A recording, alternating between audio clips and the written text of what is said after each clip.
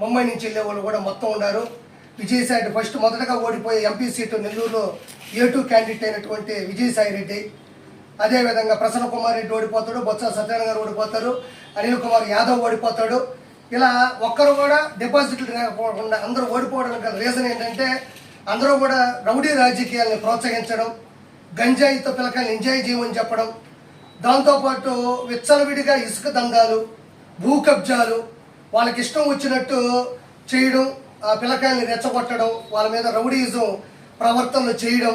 ఈరోజు ఆంధ్రప్రదేశ్ ఏమాత్రం కూడా అభివృద్ధి చెందకుండా వెనకబడిపోవడం, అదేవిధంగా తను ఇచ్చిన మేనిఫెస్టో 2019 ఇచ్చింది ఒకటి కూడా చేయకపోవడం, జనాల్ని రెచ్చగొట్టి అతి పనిగా పేటీఎం బ్యాచ్లకు డబ్బులు ఇచ్చి ఇంట్లో ఆడవాళ్ళ మీద బూతులు తిట్టించడం, ఇవన్నీ కూడా జగన్మోహన్ రెడ్డి స్వయం కృపాదం అని చెప్పుకోవాలి. ఈరోజు ఓటమికి కారణం సొంత బాబాయిని కూడా ఆస్తి కోసం తన భార్య భారతీ రెడ్డి ప్రోత్సాహంతో, అవినాష్ రెడ్డి సహాయంతో సొంత బాబాయ్ వివేకానంద రెడ్డిని వెనక ముందు కూడా చూసుకోకుండా సొంత రక్తం కూడా తెలియకుండా చంపేసి ఆ రక్తాన్ని దగ్గరుండి చూడడం, సొంత చెల్లి షర్మిల గారు అంత కష్టపడి తను పార్టీ కోసం ఆయన జైల్లో ఉంటే గురువు గారు ఏమన్నా ఆవిడకి ఎటువంటి పదవి ఇవ్వకుండా ఒక మహిళను చూడకుండా ఆవిడని ఇష్టారాజ్యంగా తిట్టి ఏడోళ్ళకు డబ్బులు ఇచ్చి బెదిరించడం, ఇంకొక చెల్లి సునీత గారు కూడా చేస్తున్నా కూడా ఆవిడని కూడా బెదిరించడం, సొంత అమ్మ అంటే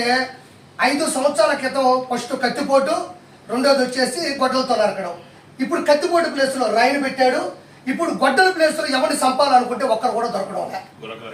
కులకరాయేమో కత్తిపోటు ప్లేసు, ఇప్పుడు చంపే ప్లేస్లో ఎవరు దొరకట్లేదు. వాళ్ళ అమ్మేమో అమెరికాకి వెళ్ళిపోయింది, ఇంకొక ఆవిడేమో ఫుల్ ప్రొటెక్షన్ కోసం ఇంకొక రాజకీయ నేపథ్యం ఎంచుకుంది, ఇంకొక ఆవిడేమో జనాల్లో తిరుగుకుంటుంది ఆడ చంపేస్తాడని.